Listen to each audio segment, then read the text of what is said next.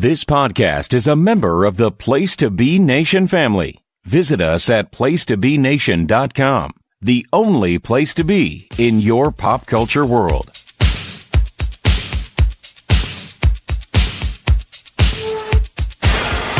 You're listening to Place to Be Nation's Main Event, a roundtable experience looking at today's pro wrestling landscape. And now, here's your host, Scott Criscolo.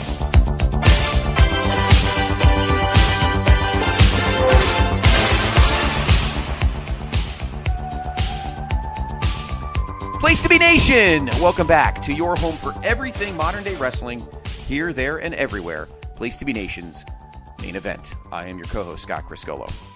We got a great show for you this evening, as we are finally on the expressway to WrestleMania, to Nolans on April 8th. The final stop occurred this past Sunday in Columbus, Ohio, and we'll talk about that and a lot of other things. But first, let me bring in my co-host.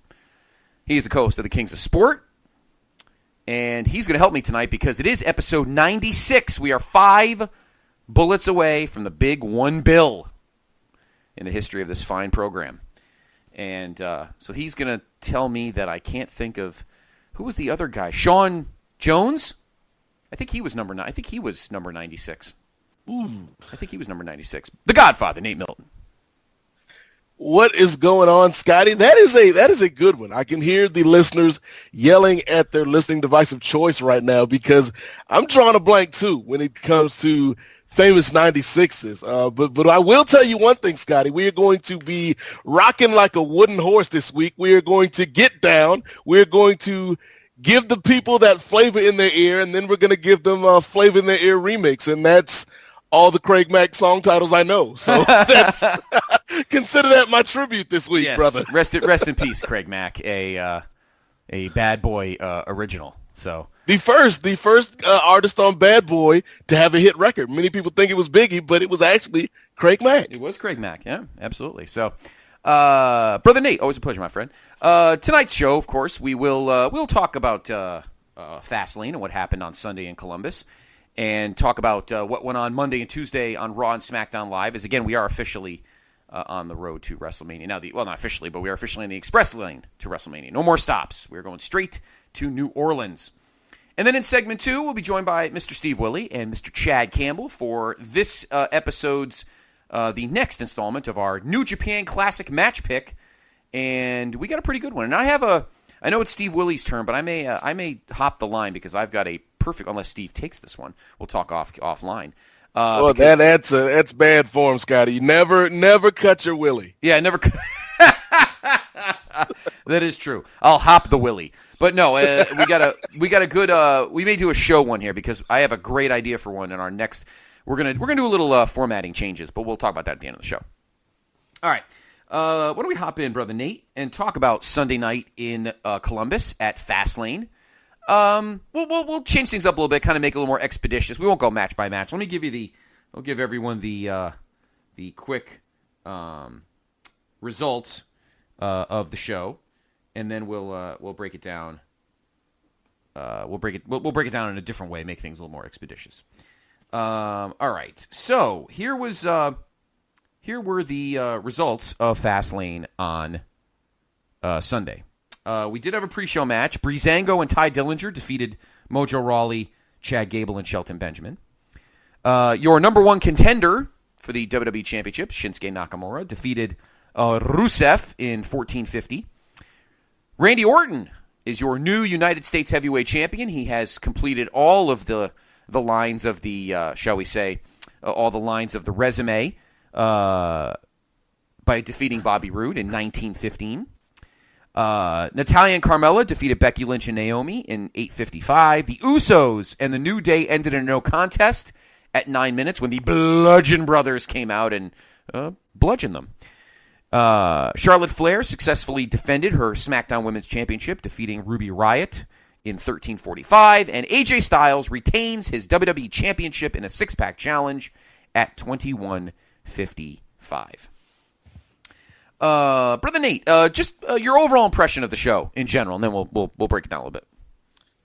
Overall, I would say this was a thumbs-up show. I think it was definitely a more cohesive show and coherent show than Elimination Chamber, which I thought was, kind of buoyed by the women's portions of that show, and the guys kind of fell a little bit flat.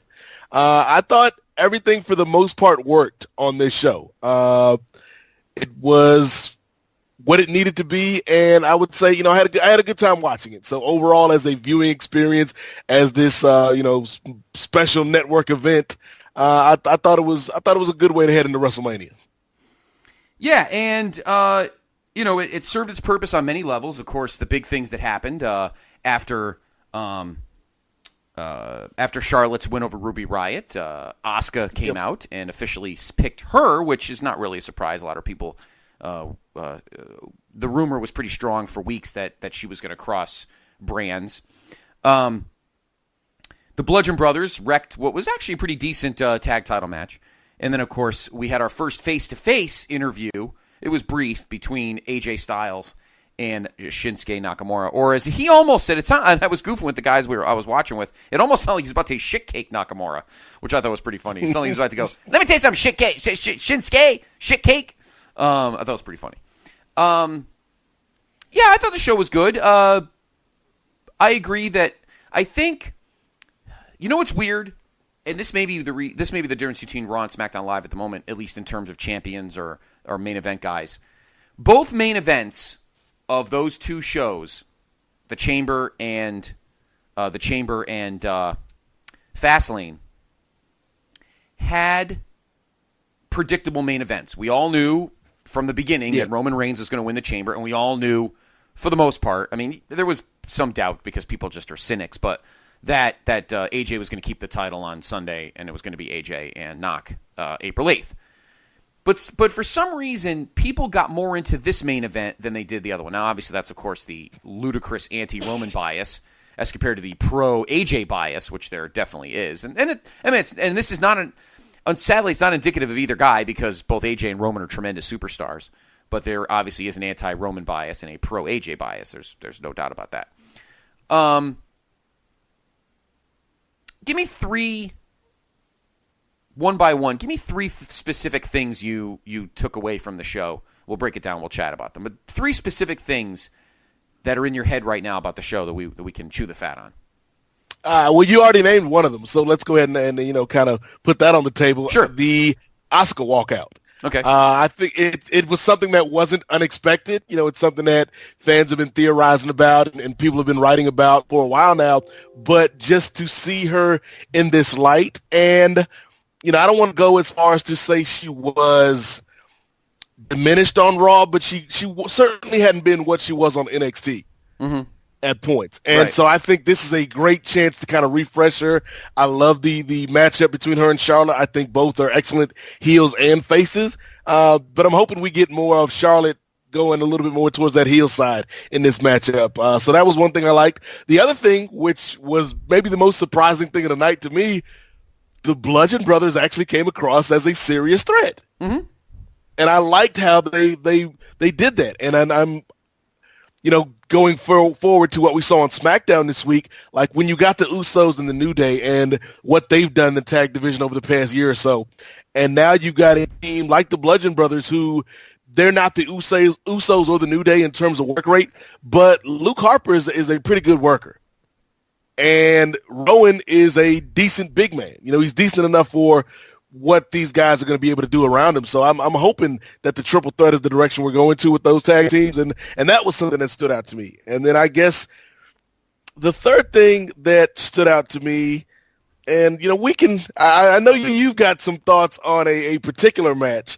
So I'm going to let you have the floor when it comes to the U.S. title match. Okay. But let's talk about the main event because, you talk about why was this match more warmly received than the Elimination Chamber match. And yes, you have, the Roman haters out there, and you got the AJ fanboys who I am in that camp of AJ fanboys. But I think why this match kind of came across as better than the main event of Elimination Chamber is two things. One, Elimination Chamber had an issue with Braun Strowman where you heated this guy up, you made this guy look unstoppable, and then you stopped him. And so I think that was an unsatisfying conclusion. But the other thing is, this match just kind of felt, even including Baron Corbin and Dolph Ziggler, this match just kind of felt big when you got AJ and Owens and Cena in particular in this match.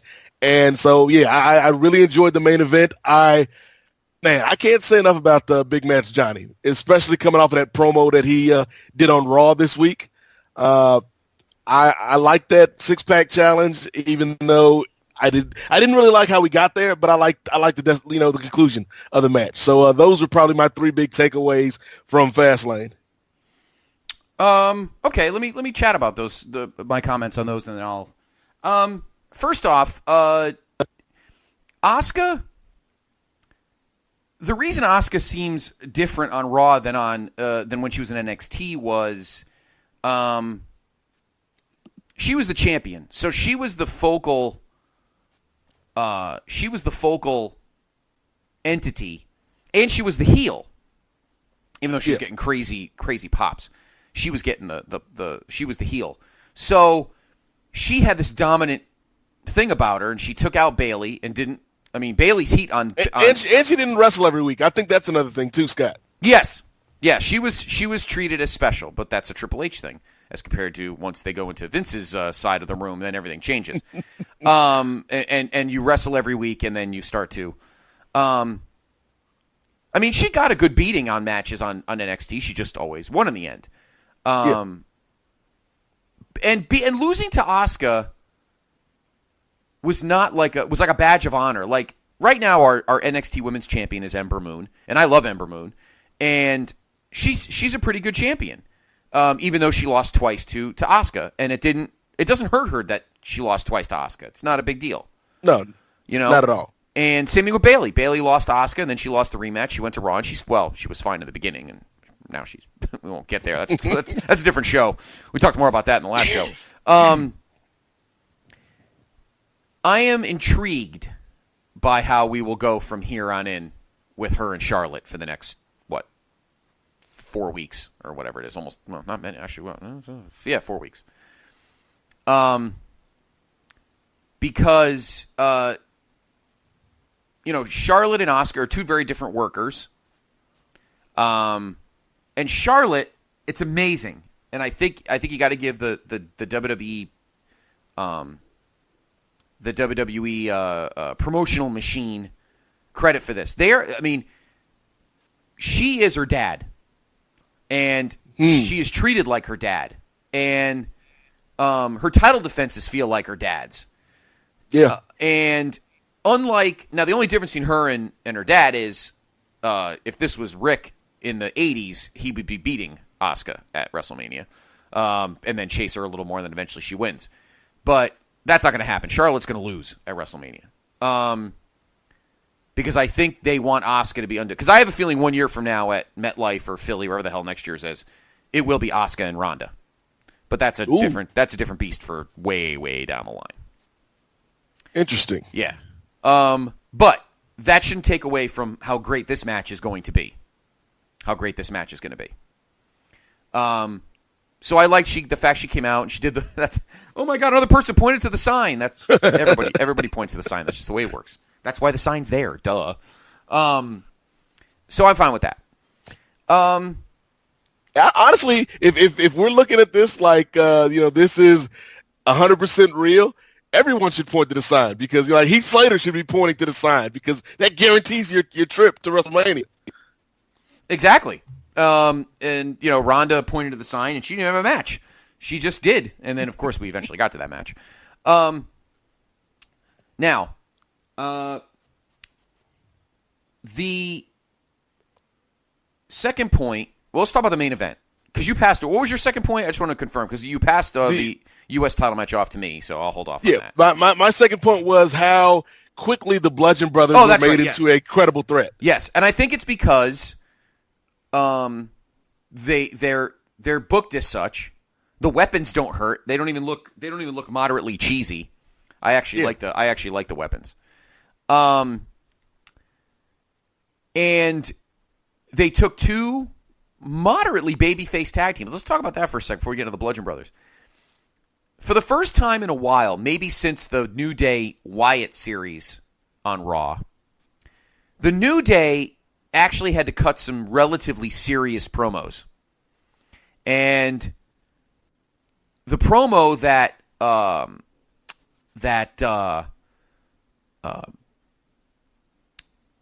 Big E cut last week when he was saying about, we've done everything and we hosted WrestleMania, and they actually showed clips of them looking serious. And we hadn't seen that in a while, and I think that's why we were starting to get moderately burnt out on them. Because they've been so goofy, And I think the Usos, who are just tremendous, are not like that. I believe that the Bludgeon Brothers have tapped into something that we hadn't seen in a while, and that is a serious New Day, serious Usos, serious Bludgeon Brothers, serious championships. I think Raw, they were getting burnt out because everything was a joke to them. And now we can see the fact that, besides the fact they're funny and they have cool tights and they throw pancakes, the New Day are a legitimately good tag team. Yeah. All three of them. Regardless of the combination. And SmackDown gave them the opportunity to be taken seriously instead of being the funny guys who just happen to be tag team champions. You understand what I'm saying? Like, they're not as... The Usos brought out the anger that I think maybe was missing in the New Day. And it kind of gives them a different dimension that we hadn't seen on Raw because all the feuds were goofy feuds. What's your take on that? It's one of the things that, we've talked about on this show before plenty of times, where the New Day are kind of prisoners of their own success. Yes, exactly. Where they're so entertaining and they're so funny and everybody loves them, but they get trapped in this role of being the comedy guys, and they're really good at that, but they're more than that. And it was refreshing to see Big E cut that promo because, as you know, Scotty, I'm going through our WWE greatest wrestler ever. Big E is somebody I'm high on who I think can have a great solo run someday, hopefully sooner rather than later. And so to have him being serious and Xavier and Kofi being serious, it adds something to the team. And I really like their relationship with the Usos, where they're each trying to one-up each other, but there's a respect there. And the the Bludgeon Brothers have come in, and now they're the disrespectful ones. And right. So you got this great kind of dichotomy or trichotomy, I don't even know if that's a word, but we're going to use it, between these three teams. And I think, man, like just the lead up to this match and the in-ring, because we've seen what the Usos and the New Day can do. And like I said, man, Luke Harper's a good worker, and Rowan just needs to be a big guy. And I think the three of them can have a really fun feud. Mm-hmm. No, I think they can as well. And I think it's good that the New Day is going down this more serious path than they had on Raw. So I was excited about that. The match itself was good, not as good as the ones they had the ones they had when they cross promoted, back in at SummerSlam last year. Yeah. And those matches, those were better. But this was solid enough. And the main event. Again, both matches seem painted the same way. This main event and the main event at Elimination Chamber. Yeah. However, you do make a great point about Braun Strowman. We won't get totally into that because we talked so much about it 2 weeks ago. But anytime Braun Strowman's in a match, it's hard to have to get him to lose. But they did a good job of keeping him strong. And Braun's a guy that you could easily rebuild the next night after he has to eat a pin. So yeah. I think he was rehabilitated fine. We all know what happened on Monday. We'll get to that in a second. Again, I think a lot of it is, and we're going to get really into this when we have our Mania preview, the anti-Roman bias and the pro-AJ bias. And again, it is no disrespect, or it is not against either of those guys. It's not their fault. because Roman works his ass off, AJ works his ass off. Yet somehow AJ gets a pass, Roman doesn't. And it's frustrating to see that, and it's unfortunate. Because both matches are structured similarly, yet I agree with you. Elimination Chamber seemed like a slog just waiting for Roman to finish the match and win. Whereas Sunday night, it seemed a lot more exciting. Maybe because there were storylines within storylines. We now, this obvious burgeoning thing between Kevin Owens, Sami, and Shane that's been kind of building since October. I'm not sure. But I think it's because people just wanted to see that match over with so they could be relaxed knowing they're going to get AJ knock on April 8th. Whereas a lot of people seem to not give a crap about Roman and Brock. And we'll get more into them in a moment when we talk about Raw because they're trying to go a different path with that show, with that match. So I think that's a key thing, is that the pro AJ bias, I guess, if you will, made that match more entertaining to watch than the anti-Roman bias took away from the Chamber, which wasn't a bad match, really. But even though both situations were the same, the result was predicted and anticipated. Waiting for Roman to win seemed like watching paint dry, yet waiting for AJ to win Sunday night was like the greatest feeling in the world. Well, there's a difference between a death march and a coronation.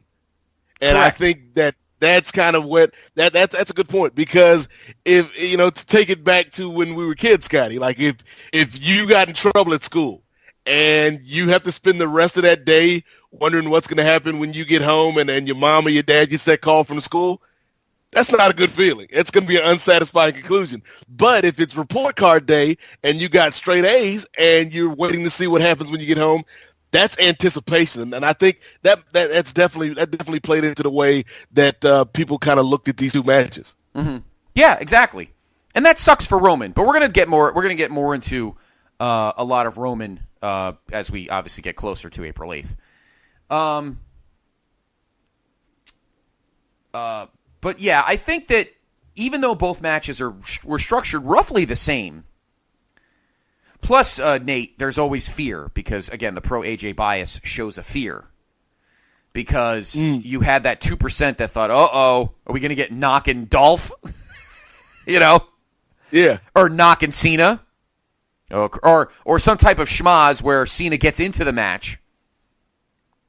So there's the difference. Yeah. Nobody cared. People wanted to see. There was the other thing to go with the whole bias thing. People wanted to see a different ending to the Chamber because they didn't, a good hunk didn't want to see Roman win.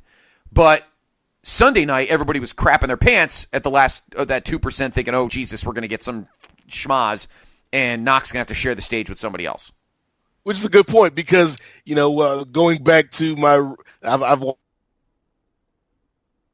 the hero's triumph is only as good as the threat in his way, and John Cena, is always a threat, and so to have that moment where you're like, could this go some other way? Could Owen sneak in and win this thing?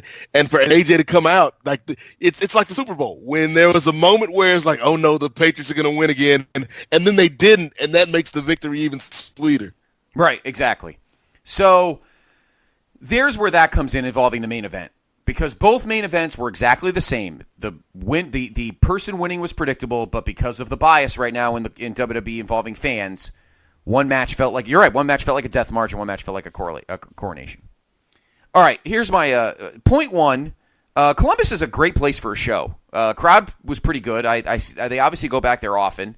It's a cool venue from what I've heard for those Blue Jackets fans. Point two. I thought the Knock Rusev match was actually very, very good, and I think that Rusev is a guy they really need to think about doing something with after Mania, because he seems to have kind of picked up some steam. Obviously, after a while, threatening heels, threatening evil heels, kind of lose their luster. And Rusev, the fact that A, he's married to a hot woman, and B, that he's actually from another country and has the accent and everything, he could be a funny character. And then trying to Americanize him, which seems to be what Aiden English is trying to do, is making it more fun to listen to. Listen to him in promos and watch him. So even though you're booing him, you want to cheer him. And that's a big thing for him. So that if they want to keep that ride going, that's a guy they may want to think about doing something with after WrestleMania. Yeah. So, and point 3, and here's my big point, and this is another thing about a hunk of the WWE fan base that's getting on my nerves. The longest match of the night or the second longest match of the night, not counting the main event, was Randy Orton against Bobby Roode. Orton is your new U.S. champion. I'm fine with that. I think Roode's going to win it back at Mania. They're going to do it 3-way with Jinder, and I think Roode wins it back. Here's my problem. Randy Orton is another guy like Roman Reigns that everybody can't find a legitimate reason what not to like about him. Oh, he's a lousy wrestler. No, he's not. He's on all the time. Well, you need some kind of stability, and he's not always champion. He hasn't been world champion since 2014, since he lost to, since he didn't win since the Miracle on Bourbon Street. Well, no, I'm sorry. He won the title last year. I forgot about that. I was going to say, didn't he? Yeah, because that was that whole Bray Wyatt. Yeah, that was the transition. That's right. Sorry, I tried to get out of my head that he lost to that he defeated the LED cockroaches. I forgot about that. But that was a transition. He held the belt for a month, and then he lost to Jinder.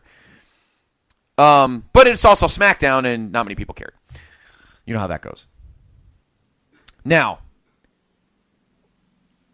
Randy is one of those wrestlers that is great at the basics.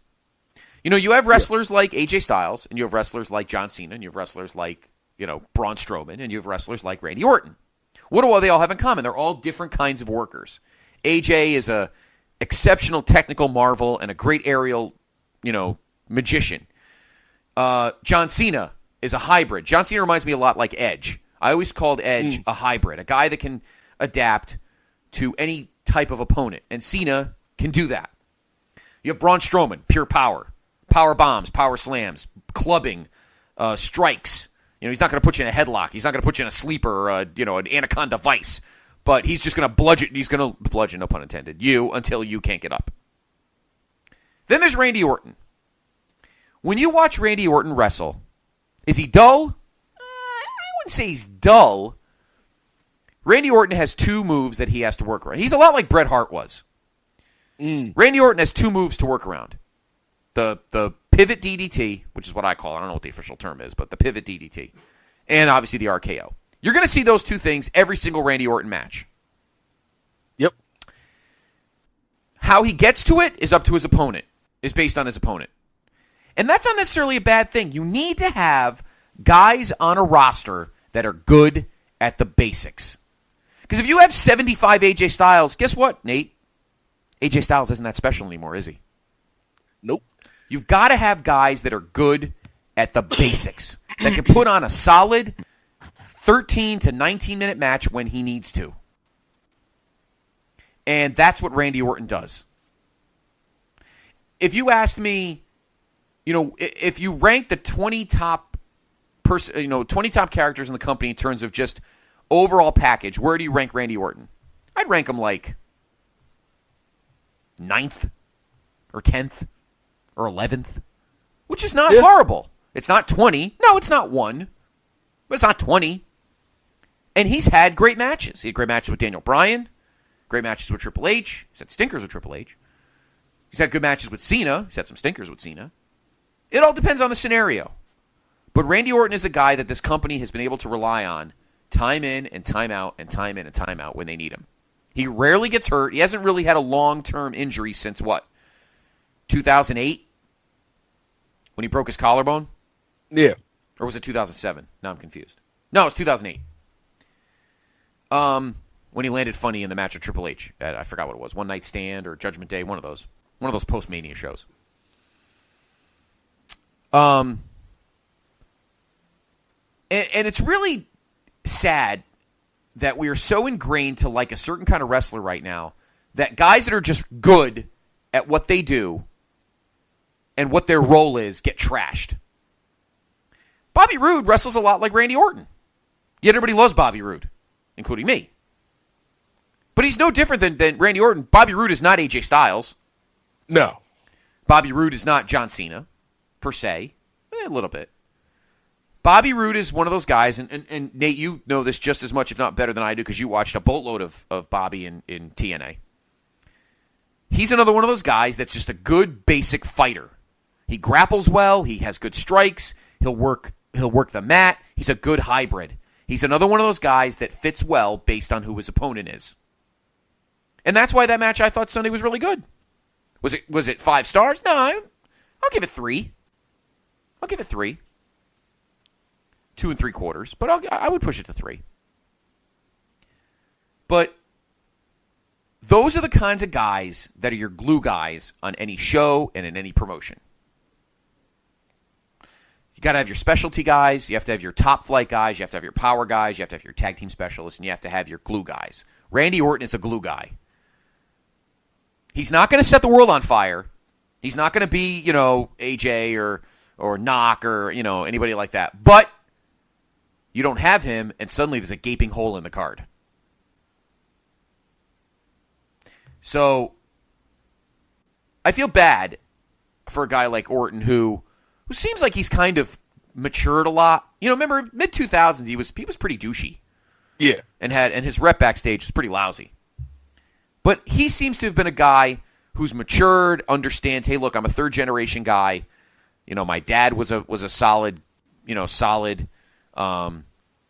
backstage guy. My grandfather was a solid backstage guy. I can't be frat boy, scumbag. And he grew up and got out of that problem. So, watching that match Sunday, I said, you know what? This match is actually really good. I'm sure a lot of people are hating it, and the chats that I follow, a lot of people are crapping on it. Why? Just because it's Orton. It's the same thing with like the Pavlov's dog with booing Roman Reigns. Me and our good friend PTBN stalwart Jay Arsenio D'Amato love saying that it's Pavlov's dogs when it comes to Roman. Oh, Roman's out? Boo! Why are you booing Roman? Because everybody else is. Boo! Ding ding ding ding ding. Boo! Roman's gone. Yay! It's Pavlov's dogs.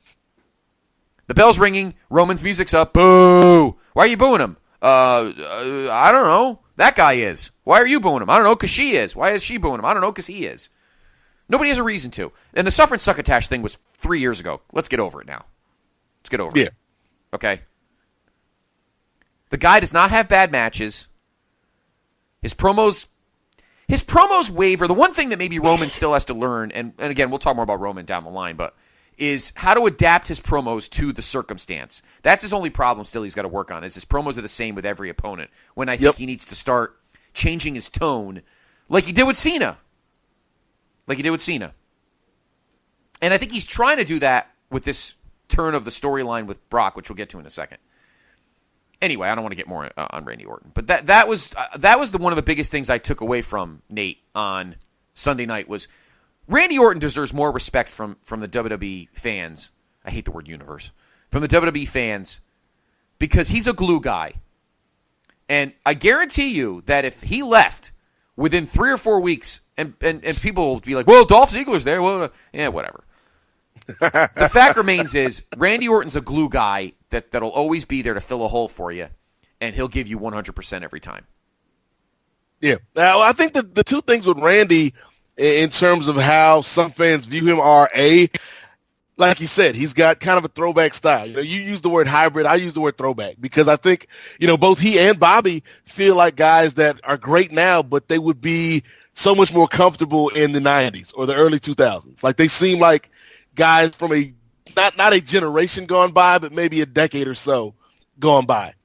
The other thing, though, like you said, is kind of the reputation. And I think it's a lot of times guys get stuck with the first impressions that they give people. And for whatever reason, like you said, Randy was not the most mature, and I'm sure that came through on the camera. And people, for whatever reason, got it in their minds that they didn't like Orton. The funny thing, though, is they may not like Orton, but they love the RKO. Much like with Roman, they may not like Roman, but they love his big moves. Yep. And so when I watched this match, like you said, it wasn't the greatest match I've ever seen, but I didn't really have a problem with it. Like, I thought this was, to use a football analogy, this was like two upper mid-card SEC teams going at it. Like, this was LSU and, let's say, South Carolina. Mm-hmm. And it's not Alabama versus Georgia or Auburn, Florida, but it's a good, solid game. And I thought this was a good, solid match between two guys that my issue with Bobby Roode is probably a little bit different than a lot of the audience who is probably new to him. And like you said, I've watched this dude on TNA for years. Like, I get the theme song and the Glorious and all that, but this is not Bobby Roode's best role. To me, whenever they pull the trigger and do the heel turn, that's when this guy is going to shine, because I've liked his in-ring, but his character stuff just hadn't clicked all the time for me with this run just yet. All right. I mean, I think it's solid enough. Is he a better heel? Maybe, but I think Bobby Roode's great regardless. The problem is they've got way too many mid-card heels. You know, you mentioned Jinder, you mentioned Dolph, Baron Corbin. Like, they've got this surplus of mid-card heels, and they don't really have a lot of strong, other than Bobby, strong mid-card baby faces. Right, and the fact that your main event match at WrestleMania for that brand is two baby faces. Yeah. You've kind of it's there's an imbalance now on the SmackDown Live roster, which makes the next draft or next shift or whatever the hell they're going to call it. Like, honestly, Bobby Roode aside, Rusev might be the best mid-card babyface on the show. I know. I seriously think that. I agree with you 100%. So, I'm curious. We'll see what plays out. But for the most part, top to bottom, I thought the show was solid. I thought the show was solid. And now we're on our way. All right. Monday night, they did this whole storyline with, we were supposed to see Brock Lesnar come out to finally, answer the challenges. Roman Reigns telling him he's a big pussy and he's a part-time, whatever. And, oh my God, he's not going to be there. And then Roman comes out. And this is why this is not working. When Roman tells, I guess it was Charlie, I think, well, Brock is Vince's boy. No, he's not. You're his boy. You know what I mean? It's like, and I'm not trying. And again, I'm not trying to be a hypocrite because I try to say, I'm being fair to Roman, but that's a fact actually. Roman is Vince's boy. So for Roman to come out and say that, Brock, whoever scripted that did not there was no continuity within the story if you're having Roman Reigns say these words. No, it came off just flat. And then they're obviously coming up with something here because then Roman for some reason walks backstage and Vince is there and so is Shane, which kind of made no fucking sense. And Shane just had his big pay-per-view the night before and he's got shit to deal with the next night. What the fuck are you doing here? So that was dumb. And then Vince temporarily suspends Roman Reigns. Maybe they were there looking for that lockbox that we never got around to. Yeah, the lockbox. That's right. What's in the lockbox? So now it seems like we're just going to get like vignettes and pieces between now and April 8th. I have a feeling that not only was Brock and Roman not going to touch, we're not even going to see them until that Sunday night at the Superdome. What are your thoughts on that? I tend to agree with you. I think we might get something on the go home, but I think the Vince McMahon component is interesting because if you remember, Scott, the last time Roman Reigns was a legitimate over babyface with the majority of the crowd was when they were doing the deal where he was going up against Triple H and Vince. Because Vince is such a great heel that he made Roman Reigns a face by default.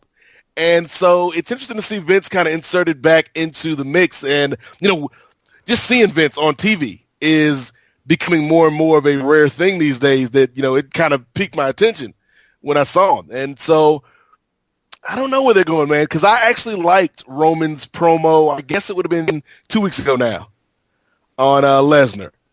I thought, we talk about how Roman sometimes has issues with these promos and how they don't fit with the people he's talking to, but this was a good one. And so I thought, they were going to continue with that, but I don't know, man. I guess if he's not around, maybe the reaction to him returning will be more positive, just kind of by the nature of absence make the heart grow fonder. Right. And maybe that's where they're going. But I thought they had some real meat on the bone in terms of making Brock this carpetbagger who is just here to make money and play his WWE contract against the UFC to get more money from them. I thought there was some meat there that they could have worked with. I was surprised they never showed a picture of Brock and Dana White on WWE TV, because that's a move old Vince would have made. Like, not 70-year-old old Vince, but like Monday Night War era Vince would have totally put that picture on the screen. Yes, and made that a part of the story. Right. But they didn't do that, so I don't know, man. Like, it's a weird kind of shift this close to WrestleMania. Mm-hmm. It is a weird shift. It is. I agree. Obviously, we have the mixed tag is set. We'll get to the card in a minute. The other thing, obviously, that came out of Monday is that they were trying to have a tag battle royal two things, actually. A tag battle royal to determine the number one contender for the bar on April 8th. And Braun Strowman threw all the other tag teams out, which some people can love. Some people say the tag team division got buried, but that kind of stuff they don't talk about. Getting, quote, buried, that argument doesn't even work in the modern day wrestling anymore. Nobody says, oh, this group got buried. No, they didn't. No, because younger fans could give a shit. They don't even know what the term buried means. So, it's not. I think it was more the whole thing with Braun. Here's my theory. Tell me if you like this or not. Braun's going to tell the bar, no, it's not going to be a handicap match. I will have a partner. He'll be there at WrestleMania. And then the bar come out. And then Braun comes out. And then his partner comes out. Bobby Lashley. Interesting. How about those two brick shithouses? Ooh, the only thing I don't like about that is I really want to see Lashley and Lesnar, and I don't know how we get to that. I don't know if that's SummerSlam match, but Braun and Lashley, that's intriguing. Like, I didn't think about that, Scotty. And you talk about that segment on Raw this past Monday. I enjoyed it as a segment, but I did have, my concerns of, man, I don't want to see Braun beat these guys 1-on-2, because I don't know, Braun, A, I don't think Braun needs it, and B, I don't know what type of damage that would do to the bar, but I kind of like your idea with Bobby Lashley, and then that'd be a good way to introduce him. I don't know. That's just something. I mean, I don't think it's going to happen, but some people say it's better than where I was going, because somebody asked me earlier this week who should his tag team partner be, and I was thinking, he did so well with the Team Little Big thing with Alexa Bliss that he should get somebody else diminutive. And at first I was going to go with a cruiserweight, but then I was like, let's go even more ridiculous and bring in Stephen Amell and just have Braun and the Arrow. Braun and Green Arrow. Great. Who's going to manage the bar? Damien Dark? Oh, wow. That actually that'd be great. Damien Dark would be a tremendous manager, actually. He's on another show now, though. He's dead in that world. He's alive somewhere else. But anyway, he'd be the new Paul Bearer. He'd be the new, yeah. And obviously the final thing to discuss is that we do have an official challenge laid out. It's not technically on the card yet because we haven't walked that route yet, but John Cena. The John Cena segment Monday was funny because at first I thought he was gonna, when he was a crowd drinking that guy's beer, I thought Cena was gonna host the show, which actually would have been kind of cool. You know, like Rock did in 2011 in Atlanta. I thought that would have been neat if Cena hosted. I think we'll get one of those sooner or later down the road. I'm sure we will. I'm sure we will. And then he came back in the ring and he officially challenged The Undertaker. So that match is happening, obviously. All right. Why bother at this point, right? Streak's long gone. Yeah. Cena beating him doesn't mean shit, so what are we doing? And Taker beating him doesn't do anything for anybody either, so what's the point? No, I think this is going to Vince McMahon's favorite phrase. This is a WrestleMania moment. Even though it doesn't really mean anything in the grand scheme of things, I think that this will be a lesser version of Rock Hogan. You remember when they had that face-off in Toronto? Yep. And it's like you got two different generations. And I think you'll have a similar thing here where the match doesn't really mean anything, but you got kind of Taker the last, well, Triple H is still around, but let's just say Taker. Taker is the last vestige of the Attitude Era, and you got Cena, who is the last kind of, or the biggest star of the 2000s, and it's a match that should have happened probably 5 years ago, but it didn't. And so I think if Taker's gonna come out of retirement, I'd rather him be in there with Cena than anybody else, because I wouldn't want to see him in there with somebody like a Braun Strowman, because like I don't want Taker to have to go through that at this point of the game. Exactly. But yeah, it's going to be a match that doesn't mean anything, but I think it'll be a fun experience. Kind of again, going to your boy Triple H, kind of like Sting's Triple H. That match ultimately didn't mean anything, but it was a cool spectacle. Sure, absolutely. Yeah, I mean,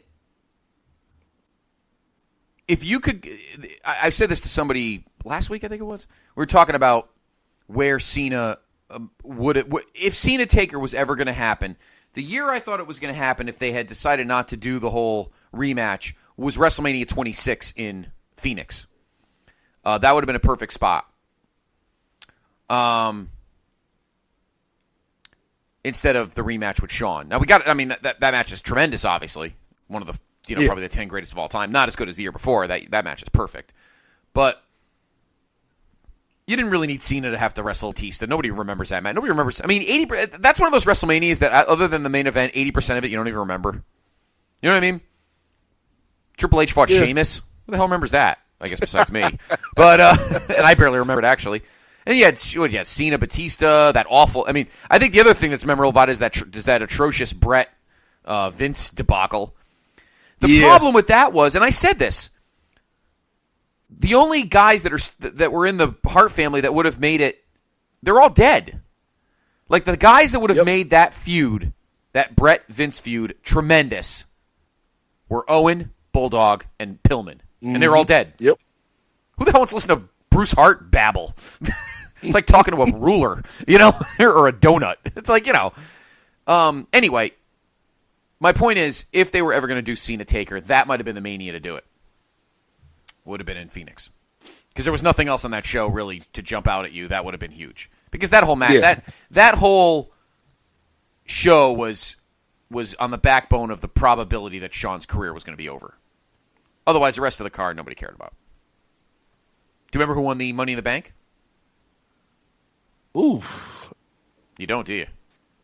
Oh, every other Money in the Bank winner rolls off the tongue on every other Mania except that one. You ever notice that? Look how long it's taken you. Jack Swagger. Oh, wow. Yes, right? Everyone remembers, it's like from 21 to 26, you had Edge, RVD, and then Punk. No, I'm sorry. Who won at Ford Field? Kennedy.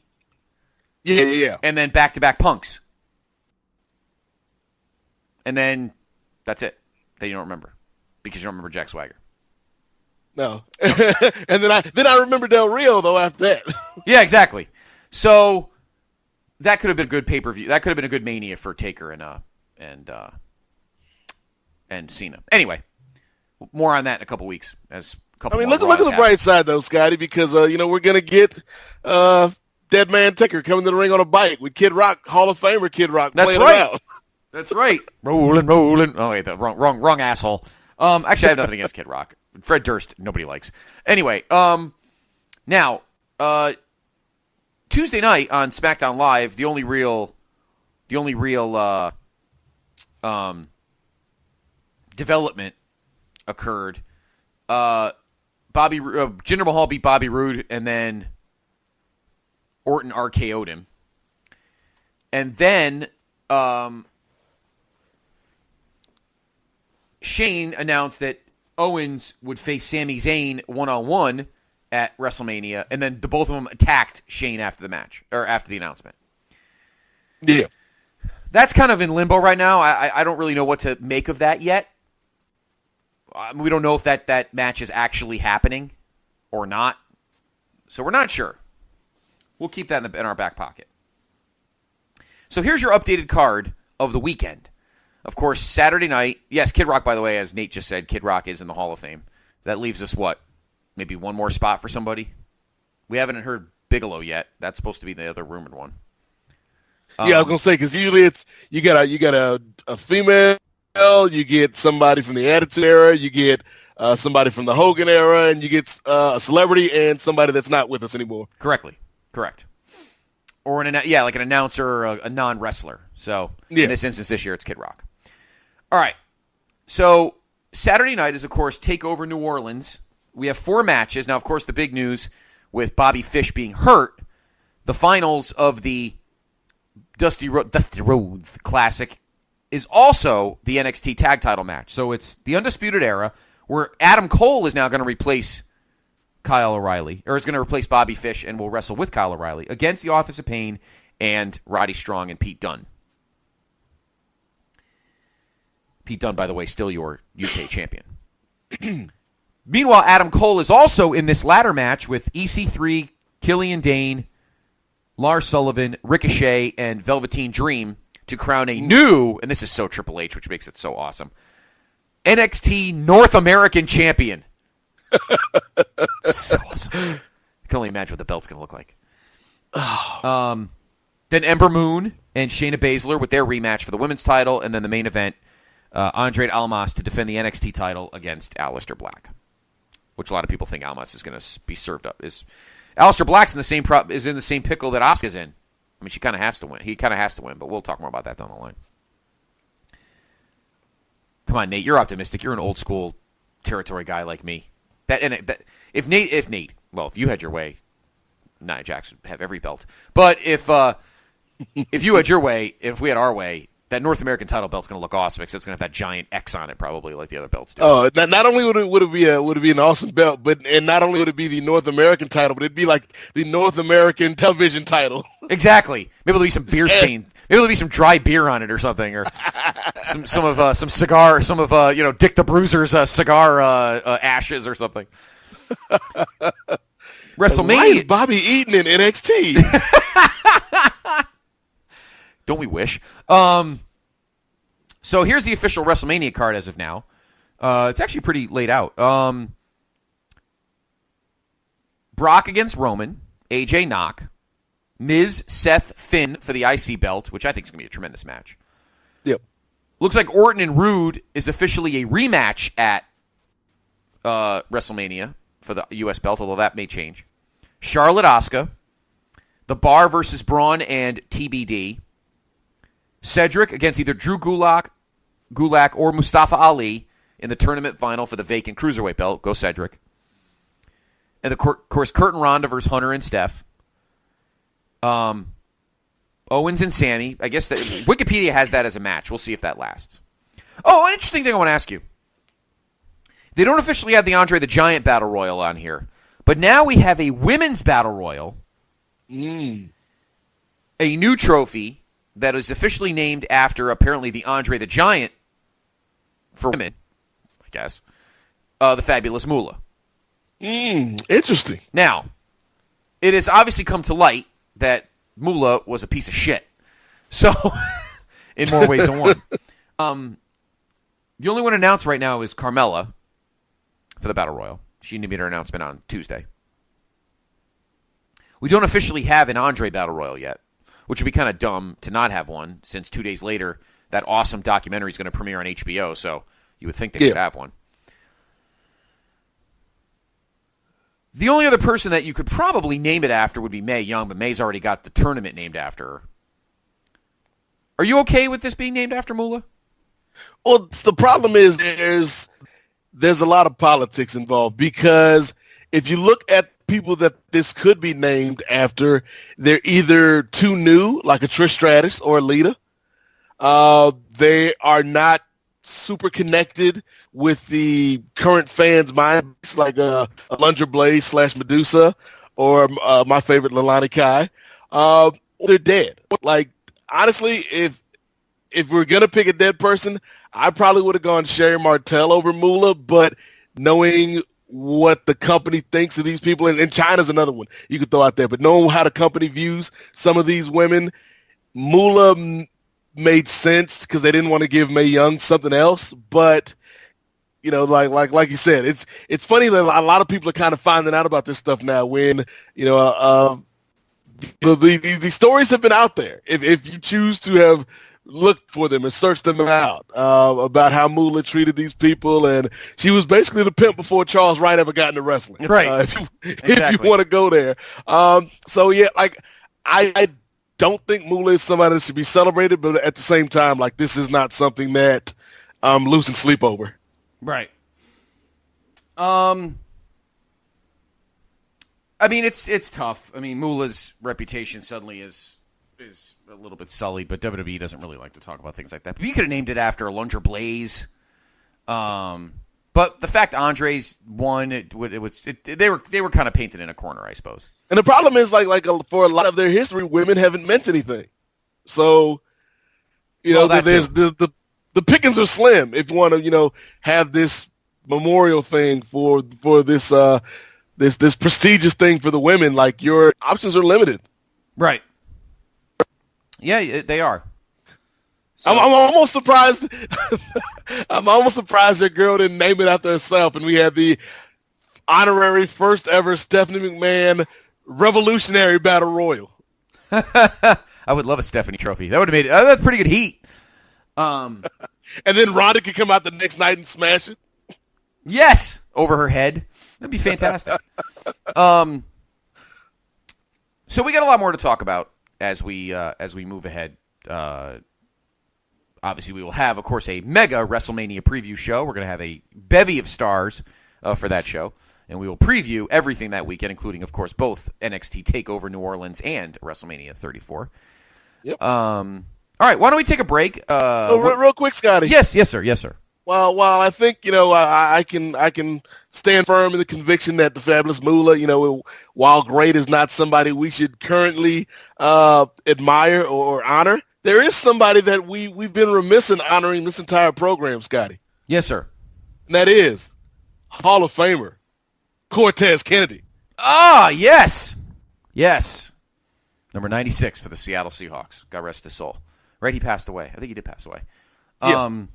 Yes, love Cortez Kennedy. He went to the U. So, yes, Cortez Kennedy. I'm gonna have to. Well, the final episode not the final, but the penultimate episode before 199. You know something I don't know, Scott? Yeah, no, I know nothing. I just talk. The penultimate episode before 100. There's a lot of 99s. But the next two, 97 and 98, should be interesting because I don't have a lot of them off the top of my head. But, yeah, love Cortez Kennedy. Pride of the U, baby. God rest his soul. When we return, we'll be joined by Mr. Steve Willie and Mr. Chad Campbell, and we will discuss this episode's newest New Japan Classic match pick from February of 1994. It should be a good one. I watched it today, and I have some interesting comments on it. Very good. This was Chad's pick, and not the kind of match I anticipated him picking, but it's still really good. So, Brother Nate, Brother Chad, Mr. Willie, and myself, back after this. We're getting funny in the back of my car. I'm sorry, honey, if I took you just a little too far. Yes, I took too far. Promotional consideration paid for by the following. Hey, pro wrestling announcer Kevin Kelly here. I want to make sure you are all subscribed to all the great feeds here at Place to Be Nation. It's really easy to do. Just head to iTunes or your preferred podcatcher app today and search and subscribe to the Place to Be Nation Wrestling feed, which of course includes the full archives of the Kevin Kelly Show, the Place to Be Nation pod feed, and the Pro Wrestling Only feed. Subscribe, listen, and then rate us and leave feedback today. And be sure to give Justin your true thoughts. I mean, don't hold back. After all, he is kind of a jerk. Just listen to Scott.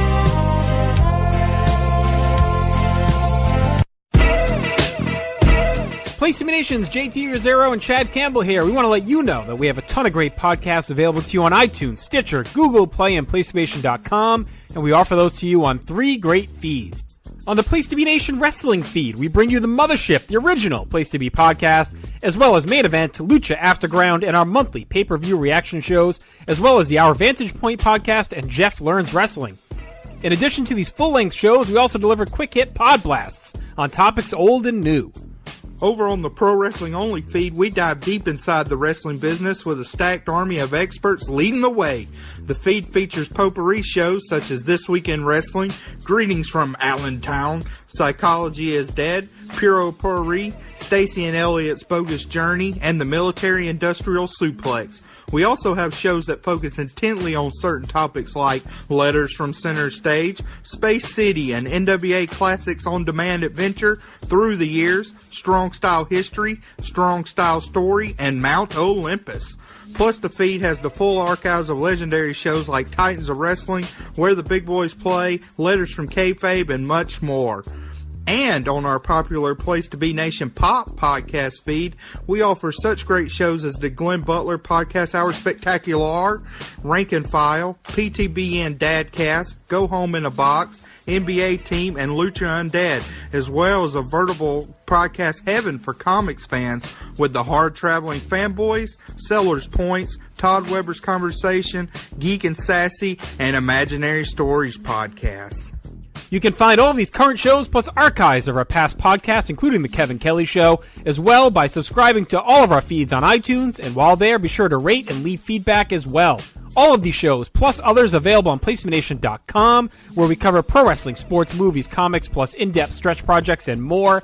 Be sure to support our site by using PlaceToBeNation.com/Amazon when shopping online, and download our free PTB Vintage Vault Refresh ebooks via the links on our site. We also want to thank our friends at Bonehead's Wing Bar in West Warwick, Rhode Island, and Fall River, Massachusetts, TheHistoryOfWrestling.com, and Scott Keats' Blog of Doom. Be sure to follow us on Facebook, Twitter, Instagram, and Tumblr as well. PlaceToBeNation.com, the only place to be in your pop culture world.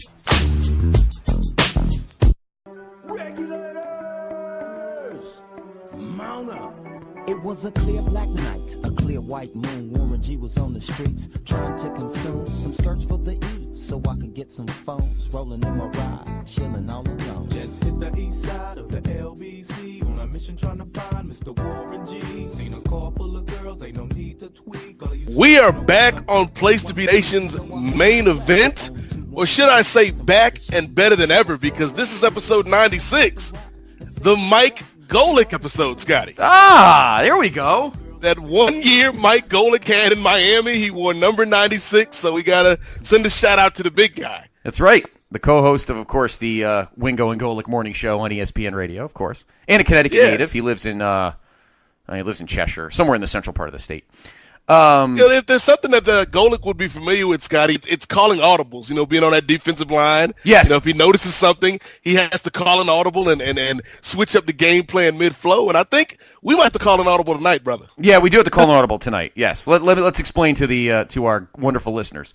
So we had some scheduling issues and things pop up at the last minute tonight. So Mr. Steve Willie and Mr. Chad Campbell will not be here this evening. It's a shame when you can't have your Willie. We can't. Yeah, you yelled at me in the last segment that I was cutting off the Willie, and now we lost the Willie. So it's a whole John Bobbitt theme tonight. Exactly. Yes. So Nate and I are going to talk about some wrestling news and notes and kind of fill things out, and then we'll talk at the end of the show what our plan is for our next episode in 2 weeks and there on out. So we'll get into that at the end of the show. The first thing I want to talk about that just came over, and it's funny that this came up, Nate, because we talked about at the tail end of the last segment. We were talking about that the big battle royal The women's battle royal that is debuting on April 8th in New Orleans was named after WWE Hall of Famer, the fabulous Moolah. And we had talked about it briefly because we all know the stories that have come out now about Moolah, that in essence she was a not very good-looking Heidi Fleiss. And unlike Heidi Fleiss, she did not treat her women well and fleeced them quite easily.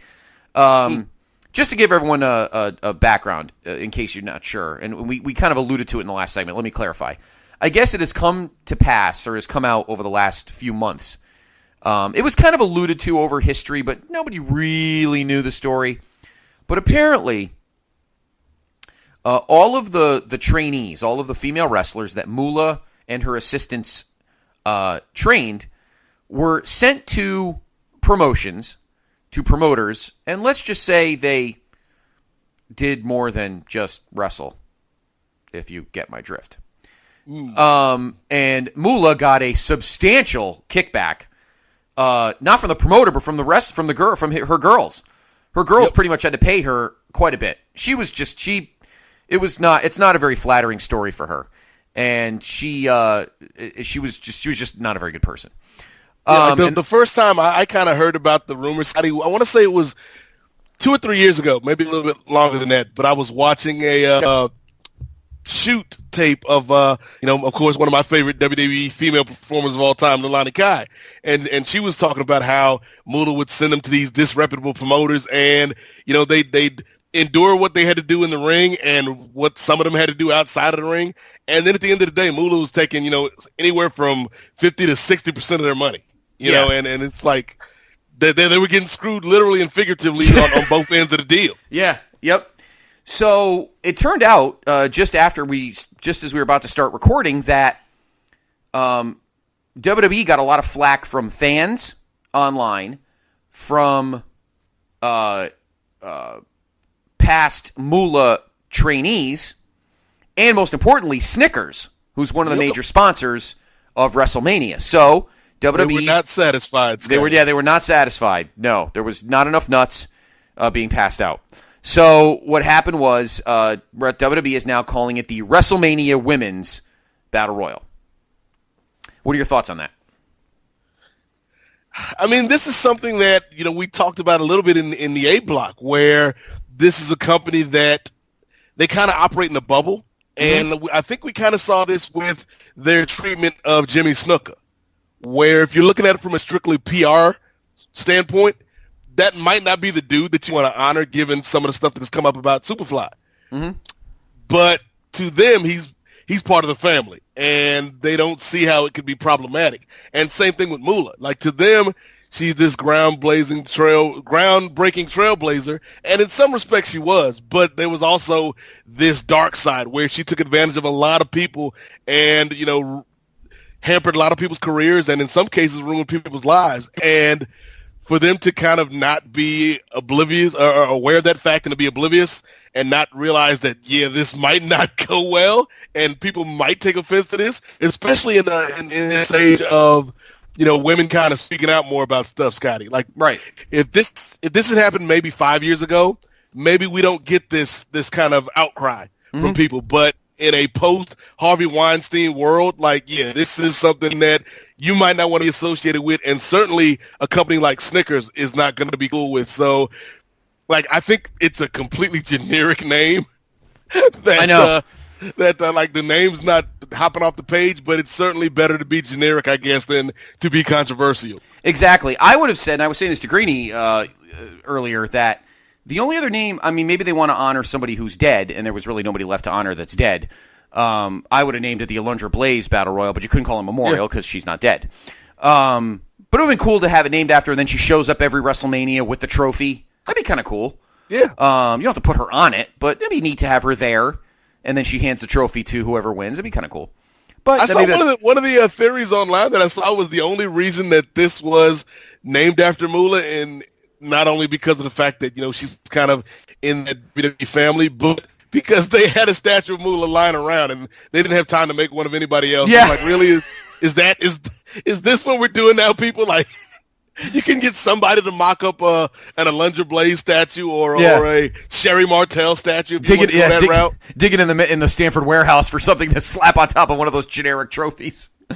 But anyway, so that is now official. It will be called the WrestleMania, and then I'm sure next year at WrestleMania, which is our next news tidbit, maybe they'll find somebody to name it after. Again, I'm sure Mae Young came up first when they thought of the tournament. And then they probably were trying to think of somebody to name other than her. But what do you do? I mean, you've named something after Mae Young, who was tough in her own right, but apparently she was a straight shooter in her career. Like, she didn't deal with Moolah's bullshit. And Mae Young, for the most part, from what I've read, was just a straight wrestler. Like, she just wrestled and that was it. She didn't book, or she just wanted to be. She just wanted to be in the business. So apparently, her. I mean, look, she was in their defense. I mean, I'm not defending. I'm not. Sorry to be being distracted, but we have on the NCAA tournament. Who is this sideline reporter? Where are they? Are they in Dallas? Where's this region with Texas Tech? She is a smoke show. Anyway, sorry. Listen to me. We're talking about equality. Oh, look at that smoke show. She's an exceptional interviewer, by the way, because I watched her earlier today.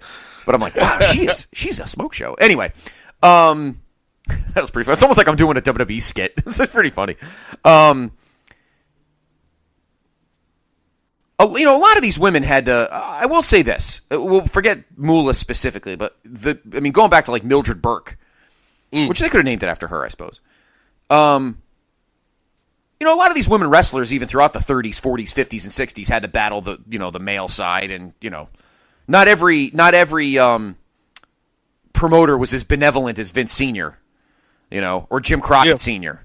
Like every promoter I've ever heard, the big names. The Vince Sr., Jim Crockett Sr., Barnett. I mean, Barnett has his own issues, but Eddie Graham have their own. We're pretty much like benevolent straight shooters. Apparently, Jim Crockett Sr. was one of the nicest guys on the planet, just like Vince Sr. Look, they probably got to be tough in business, but it's cutthroat back in those days. And then, I mean, you've heard things about other guys. Vern Gagne was, a great wrestler, but he cared about himself, and he talked about a guy that used to fleece everybody. Paul Bosch has his moments. Bill Watts, of course. Yeah. Although I got to be honest with you, Nate, I never really believed per se about the racist claims of Bill Watts, and the only reason I say that is because who was his literally biggest cash cow? Who was his money guy through the strong years of Mid-South? It's JYD. The JYD.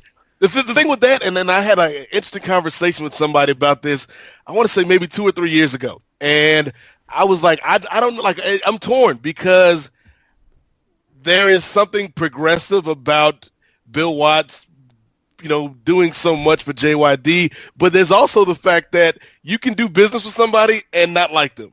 True. And not respect them. True. And so it's like, did Bill Watts have, this progressive, especially for that time, mindset of, I'm going to promote black athletes? Or was he just like, this guy JYD is great, and even though I don't like his people, we can make a lot of green, and that's the most important color? I'm not disagreeing with you on the basis of but the way you said it. I don't know if I'd ever hear Bill Watts go, I can't stand his people. I don't know. I can't understand Bill Watts actually saying it that way, but that is very funny. And I don't think you're wrong. You could be entirely right. Now, JYD, I mean, remember, JYD passed away sadly in 1998 before like the days of shoot tapes and shoot interviews. Because I'm curious. I don't know if there ever was one where JYD did a shoot. Because remember, again, he lived in kayfabe. Because remember, as I just said, he died like on the cusp of the Attitude Era. So he hadn't grasped yet as a legend the whole, we're breaking the fourth wall kind of thing. So we can't really confirm whether Bill Watts was a racist or treated, the black wrestlers poorly. Because, I mean, obviously there wasn't just him. Right? Wasn't the PYTs? I think they were there for a while. Yeah, and there's a great special on the network that is kind of buried, but if it's back when they used to have those panel discussions, back when it was WWE 24/7. Oh, And there's, you mean the round tables? Yeah. Yeah, no, there's one they're in for the vault. Black History Month. Yep. And I think it's Teddy Long, Tony Atlas, Dusty Rhodes, maybe Ron Simmons, maybe not, but there's about 4 or 5 guys, and then a lot of them are the old timers, and they're kind of talking about stuff like that and stuff like Watts and the Territory Days and Thunderbolt Patterson and all those guys. Yep. And it's actually pretty fascinating. Interesting. I'll have to look into that. I haven't watched those in a while. I love those. Those are one of the first things I watched on the network in 2014, and that was before they were even on streaming. Was the I wish they do more of those because they're actually pretty informative, and I think for if you're a hardcore fan, if you're listening to this show, you're probably somebody that does deep dives on the network, right? And it's after you get through watching all the NXTs, the 205 lives, or the WCW 2000 Monday Nitro reviews, plug. I think you're such a shill. I love you. Stuff like these or the JBL show that when he would interview people. Yep. I like shows like that. Me too. A lot of the roundtables, Nate, were shot in my building because WWE rents space in my building. They don't have those studios aren't in Titan Towers. They're just offices and a gym. And the office that Stone Cold dumped the horse shit in, but in 1999.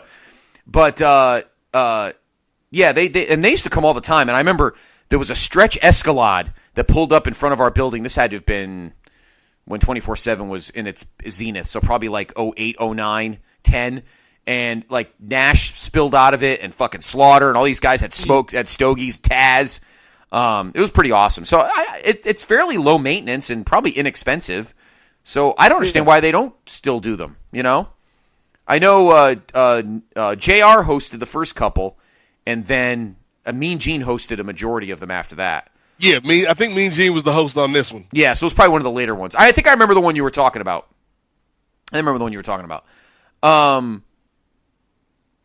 And so my point is a lot of these promoters, there's very few that we've heard over history that are really scrupulous. I've really never heard a bad thing about Vince Sr. In terms of the way he deals in business. Guys like Eddie Ladd, listen to me, Ernie Ladd, who I just watched the other day, and I love Ernie Ladd, actually. I'm a big Ernie Ladd fan, the cat. Ernie Ladd never had a bad thing to say about Ernie Ladd was in Mid-South. So, yeah. If you're racist, even making money, I can't imagine, if he was to have that many black wrestlers around and not, do something stupid. But maybe he was. Again, I'm not picking sides or anything here. We're just. Maybe he was just smart enough not to have a mistress like Donald Sterling to put his business in his. Oh, that's true too. That's true too. Or Hulk Hogan's boyfriend, or Hulk Hogan's daughter, or whatever. Have you? What do you think of that? Let's talk about. Well, let me finish that because I want to talk about Hogan for a minute. When we finish this, because this has actually opened up a whole different bunch of topics that I didn't think we were going to get to. But my whole point is, I'm not. What Moolah did was unscrupulous and deplorable. Yeah. What I'm saying is the women wrestlers in that era, not counting Moolah, because she was obviously the shot caller in most of this. The Mildred Burks and those those wrestlers in May. Obviously, they had to bear down and dig their hands in the dirt and scrape for what they got, because obviously you're in a man's world. And even in the mid to late 80s of WWF, which JR and I are of course doing on our Vintage Vault refreshes right now, the women's division by 87 even into 88 is utterly dreadful. He did it with the Rock and Wrestling. He loved your girl Leilani Kai, and I like Kai too. And we have the Bomb Angels at this time, which were ahead of their time. But then you have Rock and Robin, who's fucking unwatchable. And Nate, she's atrocious. There's only so much nepotism in the Jake Roberts family that you could stick out on the camera, because she's abysmal. And then of course we had Alundra Blaze, and as I'm watching because Justin and I are also doing, of course, our written Vintage Vault Raw refreshes, which you can check out on PlayStation.com. And other than Alundra, and then of course the random Heidi Lee Morgan and the random Bull Nakano and what's her face, Harvey's girlfriend there, Bertha Faye. Bertha Faye. he didn't really take the women that seriously. And then by No. 95, that's when she dumped the fucking belt in the trash. And then we don't get it again until 98. But anyway, it took a long time for us to have what we have now, the Divas Revolution. So I respect immensely all of the women wrestlers from the 30s through the 70s who picked and clawed. I mean, they were treated like midgets, in essence. Yeah. They were treated like midgets. And God forbid you. I mean, there had to have been a reason Moolah was champion for 40 fucking years or whatever. It wasn't because she was she was dependable. She was such a ring technician. Yeah, exactly. She wasn't really dependable. She was there because she was holding over these these women's heads, and we're like, give me 70% of your pay, and maybe I'll let you have a title shot, kind of thing. You know what I'm saying? Anyway, it's interesting hearing these guys talk, but no one ever said about. I mean, Michael Hayes, the only one I know that really loves Bill Watson. Sometimes we wonder about Michael Hayes' thinking, but it says Mark Henry, but. And obviously, it's interesting because the wrestling business has always been very diverse anyway. I mean, think about it, Brother Nate, particularly in this part of the country, WWF. I mean, throughout the 70s, think of who the champions were. I mean, Bruno, obviously, but he was Italian. But you had, Pedro Morales, who obviously major in the Puerto Rican fan base, obviously here in New York City, very diverse. You had Ernie Ladd. You had Bobo Brazil. Arguably one of the 5 greatest black wrestlers of all time, Bobo Brazil. Obviously, Ernie the Cat Ladd. So wrestling, maybe the women, and I feel like even the midgets were respected more than the women were. Like Sky Lolo and those guys. Pepe Perez or whatever the hell the other one's name is.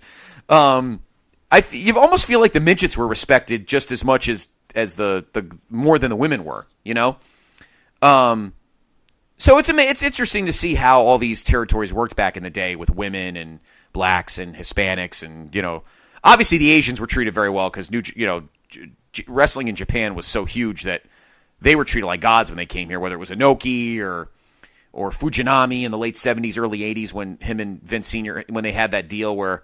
They had the junior heavyweight title or whatever the heck it was, whatever that belt was that Fujinami had. So we know that there was, the minorities in the wrestling business was not. I mean, I'm sure they had to deal with their bullshit, obviously, segregated bathrooms and that kind of, like the real world, which sucked until the 60s. But the wrestling business seemed to have a much more, to use a word you said earlier, Brother Nate, progressive thinking. It's obviously, promoters aren't dumb. They're gonna they want to butter their bread any way they can. And Mid-South, you're talking about Oklahoma, Northern Texas, Louisiana, Mississippi. Think about it. Mississippi. Louisiana, I get. Louisiana, obviously huge, not only Creole, but, huge, black population back in the day and still is now. And they love JYD. But Mississippi, Nate, of all, obviously, one of those one of the southern states that never had the best reputation even after the Civil War ended. And he was making big money there. So it's amazing. Sometimes guys just got it. And that's why I've always had a soft spot for JYD. That's kind of like a crazy thing when you think about it, how back in the day, I would say the WWF was more open to variety than they are now. Because, you could say, okay, we're going to make some money off of Pedro Morales. We're going to make some money off of, Bruno Sammartino and cater to those Italian fans. We're going to use all the tools in the toolbox, use all the toys in the toy box because there's people that want to pay for it. Right. Yep. Whereas I'd say within the last 15, 20 years, it's been so homogenous, not just in terms of race or ethnicity, but in terms of kind of how guys look. And it's taken a while for people like AJ Styles to crack through because he didn't fit this post-Attitude Era mold of what a top guy looks like. Right. And so it's in a way, things were better, back then because, let's say better in terms of on the show. Because outside of the show and outside of the ring, things were certainly in a sense of change that was necessary. But inside the ring, it felt like people got a more fair shake if they were good than they do now. Right. And I mean, is it sad that it took till Ron Simmons in 1992 to have the first ever legitimate black heavyweight champion? Absolutely, that sucked. I love Ron Simmons, by the way, too. And it's crazy, when people have so many thoughts about the South, but if you look at it, and I was talking with Brian Mann about this the other day on one of our shows, how you could make the argument that this promotion based in Atlanta and catering to the South was more open to having black stars in top spots, whether you talk about Ron Simmons or Booker T, than the WWF was. Yeah. Yep, absolutely. I mean, you look through the 90s now, and you look through the 90s in WWF now, and I'm watching these Raws now. The one real bankable star they had when he was healthy was Ahmed Johnson. Yeah. Now Ahmed's problem was he did not cut a great promo, and after he got hurt, he just got really sloppy, and that's got nothing to do with whether he's black or white. It just he was sloppy after he got hurt. He tried to protect his kidney, and he ended up being very clumsy, and his career kind of went down after that. But other than that, it was kind of you had the Nation. It was weird. The Gang Wars was really where like that whole thing came about, where ethnicities took sides, because you had the Nation, and then you had the Los Boricuas, what kind of felt bad. They were the worst. And then you had the Truth Commission. I don't know if they were supposed to be considered. I don't even know what that was about. And speaking of, I just realized something. You had the biker gang. Oh, and then you had the DOA. Good grief. Yeah. Don't even start on the Gang Wars. Justin's tired of me talking about it. I'm so tired of the Gang Wars. But anyway, and of course I'm just getting to them now in my Raw watches. But I mean, think about this though, Nate. Fritz von Erich. Like when you watch clips, like there's old clips of him on the World Class DVDs. Sure, the swastika wasn't on his cape, but he was portraying a Nazi. Yeah. In essence. It's crazy. But it's wrestling. I think you hit the nail on the head. When you are in wrestling, when you're in the wrestling world, it's a bubble. Everything you see is almost in a vacuum. In the real world, you don't want to see any Nazis, or you don't want to see any, KKK or anything like that. But in the wrestling world, why do we have a Nazi bad guy? Like, what are we going to find, a Jewish heavyweight champion? Like, how do you book that? I mean, what do you do? So it's crazy how wrestling was back in those days. Oh man, imagine if Goldberg was around back in Fritz's days. I know, right? Or Barry Horowitz. I mean, seriously, look at Goldust. I mean, revolutionary character. And then, of course, we get the West Hollywood Blondes and Lodi and Lenny Lane and all that other, they kind of pushed it. And then, of course, in TNA, we got, in the early TNA on our pay-per-view rewatches, we're talking about, him and Bruce, the Rainbow Express. I mean, come on. It's like ridiculous. And that's great. It's, of course, they all had to be heels. It's odd. But, anyway. That's a good question. Like, outside of, I guess Adrian Street? Like, I suppose, right? In terms of, like, the... Gorgeous George. Quote, yeah, it's like who have been like the baby faces that have been quote unquote gay or androgynous, have an alternative lifestyle, yeah. Right? Androgynous. It would probably be actually more androgynous than saying that this character was a full blown homosexual. I mean, like, I just watched the Raw where Lawler asked Goldust if he was queer. I mean, and then he hit him and then became a babyface, which is even stranger. Again, it's very weird. But it's wrestling. It is wrestling. But here's Gorgeous George, who was a wrestler in the 50s. Yeah. And here he was with his perfectly coiffed hair and the robes and all that jazz. And Adrian Street was big in the 60s and 70s, and we're talking Memphis, Nate. We're not talking, the West Coast where things, are a little different. We're talking Memphis. Yeah. And Adrian Street was over big. And Crockett. Crazy. Anyway, I don't know how this whole discussion went from Moolah to this, but I don't know. It was sometimes, Nate, it's something to be talked about. Like how things, the point of it is these promoters back then some of them were just unscrupulous pieces of shit. And Moolah obviously catered to them because, they were lowered forms of, gum in a shoe. Because if you notice, you didn't see a lot of Moolah in the 70s in WWF. Nope. No. All those All-Stars and everything, all the stuff we've ever seen, all the house shows that are on the network, and never saw Moolah in it. So maybe Vince Sr. wasn't crazy about her. Maybe he knew what her game was. You know? And by the time Vince Jr. took her in like 84, you know, we were in a different world at that point, and you couldn't, you know, whore out your fucking trainees, you know? So, anyway, the whole premise is that the Battle Royal is no longer named after her. But that's a fun discussion. I actually enjoy that. And I think, my last thing on this in terms of kind of everything that happened and then how quickly this turned around, it just goes to show you, man, like, the wrestling world is funny. Like, the wrestling world is a place where you can kind of push limits and, you know, like some of the characters we talked about, you can kind of be a little bit risque, but at some point the wrestling world butts up against the real world. And I think in 2018, like, especially in this moment where women are like tired, basically, to put it bluntly, tired of men shit. Yeah, pretty much. I think that, you know, this is something that, wow, like, this is something that was gonna happen, and it sucks that it took Snickers to to be the one to wield the hammer, and nobody in the office, like, nobody, not even your girl Stephanie was like, hey, maybe let's rethink this for a second, people. Right.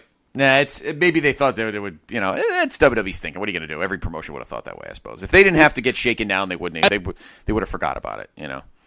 So, but like, for instance, could you imagine doing the Nation of Domination in like 1970?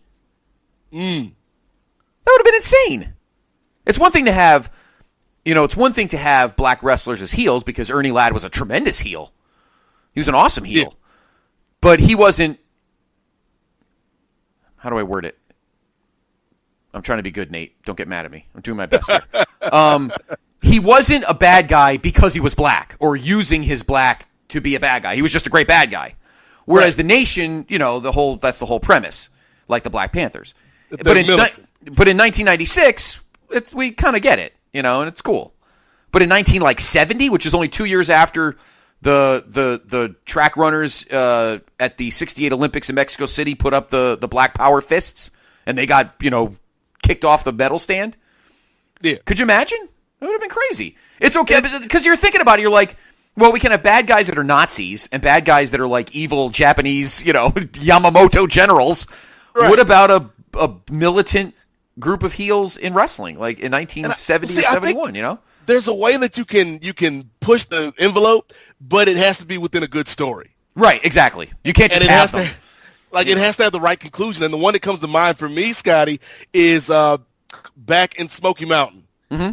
In the mid-'90s, where you had the Gangsters come in, and they had a feud with the Rock and Roll Express. Yep. And this was right after the OJ trial, and New Jack got out there, and he was riling up that crowd, and one of the things he said was, he looks in the camera as he's being interviewed, and he's like, before we get to this match, I want to send a shout-out to my buddy OJ. That's two less that we got to worry about. Like, keep up the good work. And it's like, oh, my goodness. Like, this man said this on national TV, and it's like, wow. And then they're like, him and Mustafa, like, I was talking with Mike Mills about this from the Book in the Territory podcast, and he's like, does deep dives on Smoky Mountain, and he was talking to Cornette, and he's like, they had to escort these guys out with security because the crowd is ready to tear them apart. But at the end of the day, the story worked because the Rock and Roll Express got their comeuppance. Yep. And the way that they engage the audience. And I think there's a way even today in 2018 with people's sensibilities to walk up to the line and get people sucked into a story, but not cross the line. And that's like, to me, if you're a good storyteller, if you're a good booker, that's what you got to do. You got to make people mad, make people upset, make people enthused about what you're doing, but then get them in. By the time they get through with the story, they're like, "Oh wow, you got me!" Like right. Because I think one of the things with a lot of fans these days is we're not weird because you and I still enjoy being suckered every now and then. Oh, but of I course. think a lot of Who fans doesn't? are like Absolutely. too cool for school, Right. and it's like you have to do so much to work people, and so you get into this territory where people are doing work shoots, and 9 times out of 10 it doesn't work because your average fan doesn't care about contracts and what somebody said about somebody online. But if you can do it the right way and really get people invested, that's the magic right there. Exactly. That's what still makes it great. Exactly. I agree 100%. And if you write it right, it'll work itself. Yep. It'll work itself out. But as we've seen in the past, New Jack's not the brightest bulb in the Christmas tree sometimes when it comes to that kind of thing. But yeah, you're right in the wheelhouse of that. Yeah, I would say if anybody wants to check out like how to rile up an audience and good storytelling, check out. I'm sure it's on YouTube, but it's like New Jack and Mustafa addressing the Rock and Roll Express and giving O.J. Simpson a shout out. It's ridiculous. Oh my God, I got into a huge argument. You'll appreciate this, Nate. I was in college, obviously, and I apologize. We're going off the rails for a minute, but I have to tell the story. I was in college when the OJ thing happened, and this I didn't know a lot of the stuff till I watched the OJ Made in America. Did you watch that? The 5-part? 30? Yeah, the 5-part 30 to 30. It's tremendous. Excellent. If anybody hasn't seen it, watch it, because let's be honest.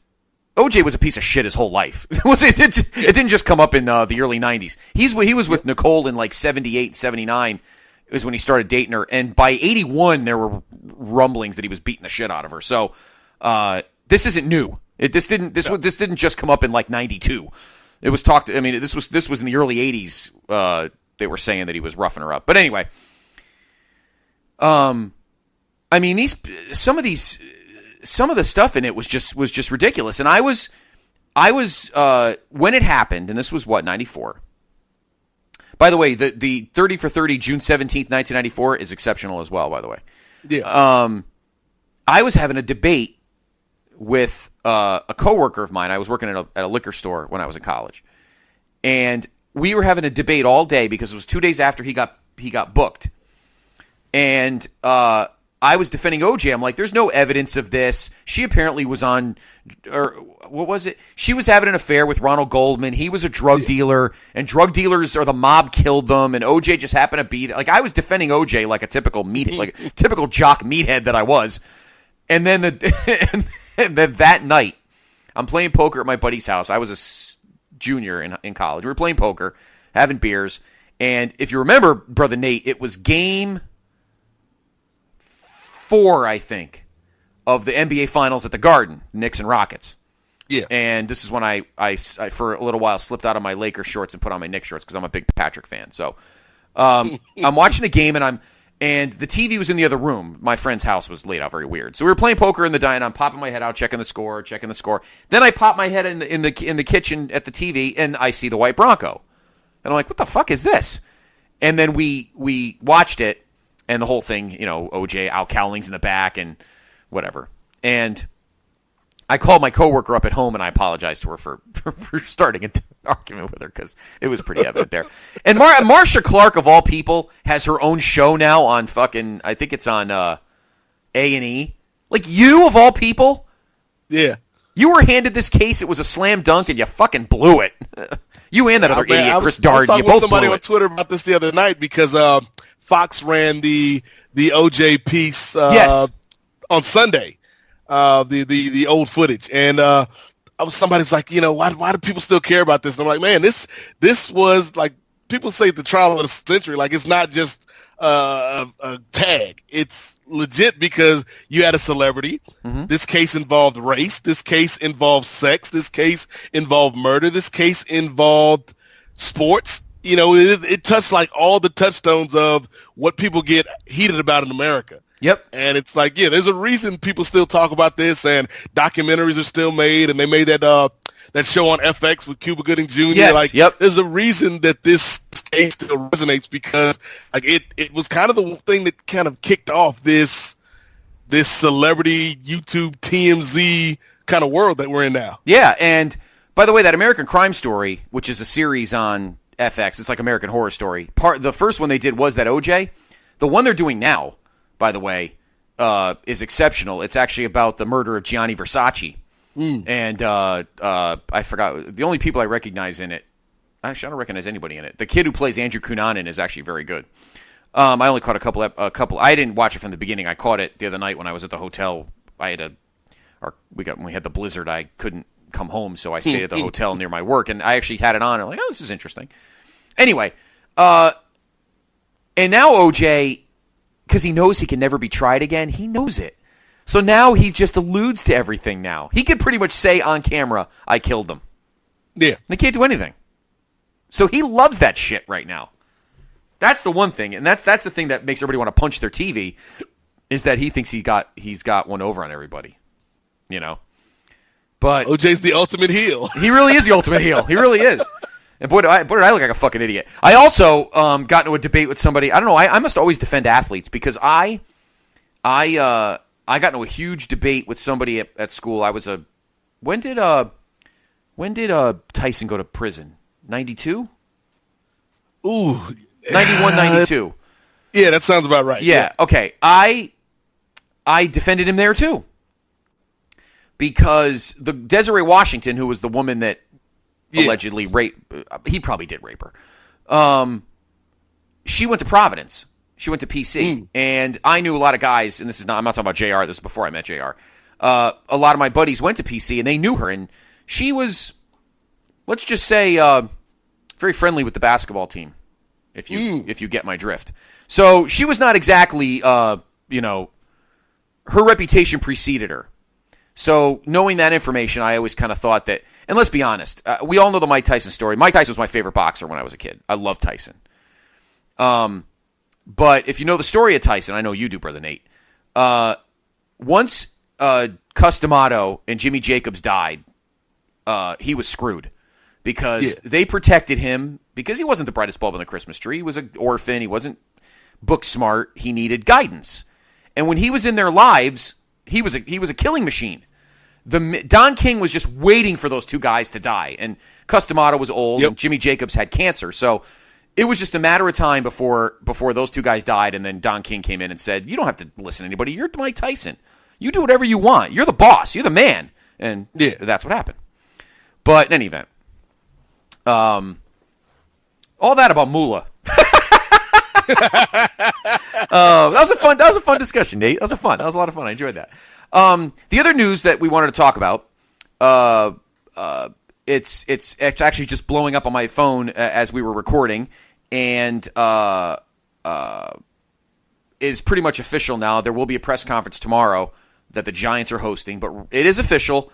I was there 6 years ago at WrestleMania 29 at MetLife Stadium. It sounds like, and it's pretty official, that WrestleMania 35, on the 35th anniversary, on the day, 35 years to the day, WrestleMania 35 next year will be back at MetLife Stadium in New Jersey on March 31st, 2019. So exactly 35 years to the day of WrestleMania 1. Now, by the way, Brother Nate, you better go. You better be there. We want you at the tailgate. We want the tailgate to be twice as big as it was 6 years ago. So start saving, brother, because we want you there. Maybe we'll do a live main event. Who knows? Technology is an amazing thing now. What are your thoughts on it back at MetLife? I think it works. It was the worst kept secret. This is something that people have been talking about for a while. Ironically enough, that WrestleMania was kind of the jumping off point for the Kings of Sport. Because Marcus was in the building that year, and Alfred Cunnewell, our former co-host, was there as well, and we started a little bit after that. And so, the Kings of Sport was kind of, and if anybody remembers our original logo, it was the three of us kind of popping out of MetLife Stadium. Oh, yeah, that's right. I totally forgot about that. Yeah, that's right. Our original logo, when it was three guys, we were popping out of MetLife Stadium. And so, I think it's a good idea. There's a part of me that wants one of these to go to Atlanta because I think that is a market that they're missing out on. But I think if you want this to be a big event, and if you want this to be something that you can tie into your media and get the local networks involved with that, there's no other better place than New York. Like even LA is not as good as New York in terms of getting your message out there. It wasn't a surprise to me. I think it's a good idea. I I think it's going to be crazy because if anybody remembers that WrestleMania, that was that the year when Fandango took over? That's year Fandango beat Jericho. Yes, that Yes, was Cena. and then- That was Rock Cena 2. All the UK fans made Fandangoing a thing for at least a month. Yes, and then it could have gone longer, and then it didn't. That of course was the last of the streak when Taker beat Punk. So that was the last. That was win number 21. I actually had my knees to faces shirt that day because I actually thought Punk was going to. And I'm not joking. I legitimately thought that the streak was ending that night. I thought Punk was going to win. Looking back, probably smart he didn't, but maybe he would have stuck around if he did. Who knows? That was the Triple H Brock match, which a lot of people crap on, but I've always said that would have been a better match in a small building. That gimmick, I think it was No Holds Barred, was not conducive to an 80,000 seat place. It was better suited for a small venue, but the following month, Extreme Rules, they were in a cage, and the cage wouldn't have fit there either, so they kind of got painted into a corner. But anyway, the Shield had a big win that night. It was an okay show. It wasn't card. I mean, I love the MetLife look. It looked awesome, and it's a great parking lot to tailgate. I'm curious to see what they'll do about venues. Like, I wonder the Hall of Fame will be Friday night. I'll be curious to see where NXT TakeOver will be. Will it be at the Garden? Will it be in Newark? It won't be in Newark because Newark's not exactly near MetLife, and Izod is broken down. I'm curious to see where they may have it in Brooklyn because SummerSlam is next year will probably be somewhere else. I don't think SummerSlam next year will be back in Brooklyn. They won't have the two big shows both on the East Coast, particularly in the New York market. So next year SummerSlam may go back to Staples. We'll see. Which wouldn't be a bad thing because I think LA needs one of the big four. Oh, it absolutely does. And Brooklyn has done great the last. This will be the fourth year for it, and regardless of what Justin thinks, Brooklyn is a great venue for. He hates it because they booed the belt. And I got mad for about 10 seconds when they booed the belt at SummerSlam 16, or 16. But Barclays is a great venue. But yeah, they won't have it at Barclays next year. It'll probably be at maybe Phoenix or Staples next year. Now, obviously things are different now than they were in 2013. We didn't have NXT. So the Hall of Fame was Saturday night, and I was there, and it was very emotional for me because my dad had just passed away the previous December, and his favorite... When we got the tickets for the Hall of Fame, at the time, Mick was the headliner. Foley was the headliner. And then, 3 weeks later, it was announced that Bruno was going in, and Bruno was my dad's favorite wrestler. He met Bruno because my grandfather was an usher at the old New Haven Arena, and Bruno, they wrestled there all WWF wrestled at the old New Haven Arena, which is no longer there now. It's the FBI building. All the time. My grandfather was an usher, and he used to usher the players' entrance for hockey, and that was the wrestlers' entrance. So he talked to Bruno all the time when they would come to town, and my grandfather would tell him to go to all the right pizza places and the right places for Italian combos. And so my dad had met Bruno a couple times when he was a kid, and when he was in his teens, and when after he got married to my mom. So Bruno was always his favorite wrestler. So it was very emotional for me because, again, it had only been 4 months since he passed away. And to be at the Garden that night to see his favorite guy get inducted meant a lot to me. So it was a very special night for me that night. But it was at the Garden. That was on Saturday. Now, Friday night, there was no NXT, obviously. And we went to Ring of Honor, which had their, Super Card of Honor? Is that the name of the show? I think Mania Weekend. And they were at the Hammerstein or Manhattan Center. So now, of course, the Hall of Fame's on Friday night, and NXT's will be on Saturday. So I'm curious to see if they'll still do the Garden for both those shows, or if maybe they do Brooklyn, or maybe they'll do Newark. Newark's not exactly around the corner from East Rutherford, so I doubt they'll be in Newark. Newark's like, let me ask my producer, what do you think Newark is? Half hour away from East Rutherford? It's about 30 minutes, so it's not around the corner. So I'll be curious to see where they put the other shows.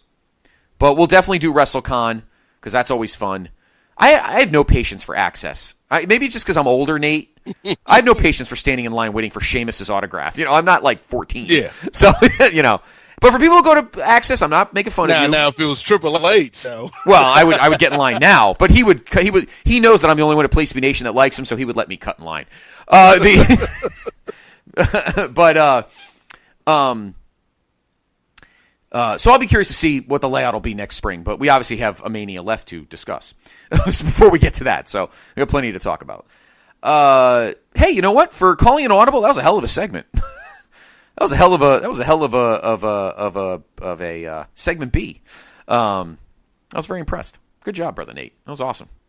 Hey, we're adaptable. We are. Can change things up on the fly. You did. You lined up in the slot for me, and we got it in the end zone. So it was very good. All right. Let's discuss the scoop now. So this is what we're gonna do, main event fans. In 2 weeks, we will begin our run of 3 and for you old school main event fans, this is new to Brother Nate, but for all you main event listeners that have been with us from the beginning, and I thank you for never leaving us, we always do back-to-back episodes Mania week prior. We, of course, have our mega WrestleMania preview. We'll have 50,000, be like the Place to Be podcast Christmas special. We'll be thinning the internet that night. They'll be like, yeah, we'll have some. We usually have a boatload of guys on, people we preview, obviously NXT TakeOver, we preview the big show, talk about the Hall of Fame, and then we're back, and then of course we do the following week to do post-mortem and talk about the big show and talk about, what happened in NXT. Maybe we'll do a reaction show because we did that. Was it you and I did that one year, right? Not for Mania, right? We did it for another year. You and I did a TakeOver reaction show, didn't we? I think we did. I don't remember when. I know we did. I don't remember when it was, but I know we did a TakeOver. And I know one year, me, Will from Texas, good old Will, and Sorrow, we did a Hall of Fame. We did a Hall of Fame reaction show. I forgot which one it was. I think it was the Nash one, the one when Mania was in Santa Clara. I think we did a so. Yeah. So So the week before and the week after WrestleMania, we're gonna have you and I, Brother Nate, will be hosting 2 super mega shows. So we decided that in 2 weeks, which is 2 weeks before WrestleMania, we don't want to bog everybody down with too much WWE because we're gonna be talking nonstop WWE for 2 straight weeks. So we decided, because our good friends, Brother Steve and Brother Chad, could not be here tonight, we are gonna double down on New Japan in 2 weeks. If anything pops up, like if there's like breaking news or something, we'll obviously discuss it in 2 weeks. But next week, 2 weeks, episode 97, we will have a double New Japan Classic match pick. 2 matches we'll discuss in 2 weeks. The match we're going to talk about tonight, and then the second match, which we're not going to announce until that night. But let's put it this way. It is very relatable. You probably have figured it out, but it is very relatable to WrestleMania. Let's put it that way. So we're going to do, so in 2 weeks on our next episode of Main Event, we are going to do not 1, but 2 New Japan Classic match picks.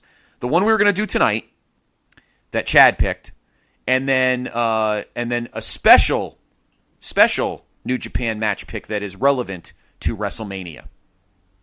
We're going to do that in 2 weeks. And that's going to be the first of 3 straight weeks of Place to Be Nation's Main Event. The following week, of course, will be the big mega preview. We will have a bevy of people on that week.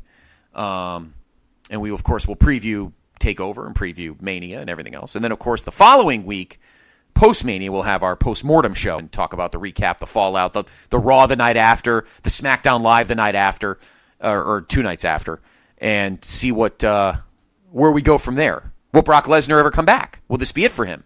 Drop the belt to Roman and then move on? That's probably one of the big questions we'll discuss, Brother Nate, coming out of Mania, because we know that Roman's winning, even though Brock is Vince's boy. He's so But anyway, that's our big schedule. So we'll be back in 2 weeks with our special episode. It's not special; it's part of the canon, but. We're gonna give WWE some room to breathe because we're gonna be talking about it nonstop for 2 weeks after that. And in 2 weeks, episode 97 will be the double. We're gonna double barrel it. New Japan Classic match pick. We're gonna do the match that Chad had picked for tonight that we couldn't do, and then a special Classic match pick that is very relevant to WrestleMania. So. It's like a bit of a palate cleanser because, like you said, we're going to be overstuffed for the 2 weeks after that with the 2 shows after that with WWE. That's like a lot of steak, a lot of red meat, and so before that, we're going to have some fine cultured Japanese food. Some sushi. Actually, I love sushi, but we can set the table for what we've got going on. And yeah, that second match that we're going to do, I think that people are going to enjoy it because, like you said, it does have relevance to this year's WrestleMania. And no, it's not Triple H in New Japan, even though I know you would love that, Scotty. Yes, of course. Something that connects to WrestleMania, and I think the people are going to enjoy what we've got planned for them. All right, now before we go, I got a text from somebody. So it looks like it's not going to be on March 31st next year. It will be April 7th, which was the exact date that it was 6 years ago. So that may help a little bit because it's, as you know, Brother Nate, East Coast boy like me, it still could be a little brisk in March. So yeah, and I remember that to me, like that's the only thing I don't like about them doing these manias in cold weather sites is the time of year. Like, right. I don't want to go all global warming. Stephen Hawking. Oh God! Please. Oh, I thought you were going to say Stephen Hawking. God rest his soul. I have a lot of respect for. If you were going to say Al Gore, forget it. I was hanging up on you. I mean, there is an unfortunate truth when it comes to the WWE, Scotty. Yes, there is. Yes. Oh, God, seriously. Go to Columbia with him and have another muffin. That's why I would love for Mania to do more of the southeastern shows. Like I would love to see them go to Atlanta for a Mania. Oh, they'll go to the Bunt Pan. Avoid but watch that. That'll be the one year Atlanta gets a blizzard and then I know. Chipper Jones will have to rescue us on his ATV. But I can attest to, and Greeny can attest to this too. When we did the tailgate day of in 2013, and during the day it was actually fairly comfortable. I had shorts on. I put workout pants on when we went in, and the only rain, I remember this very vividly, during the pre-show match, which was Miz and Wade Barrett for the IC title, it sprinkled. I do remember that. It did sprinkle, and then it went out, and it was fine after that. It got a little chilly by the time we got to Rock Cena, but it was fine. So I think we'll be okay. The crappy March weather here happened this year, not next year, thank God. So we'll talk more about that down the line.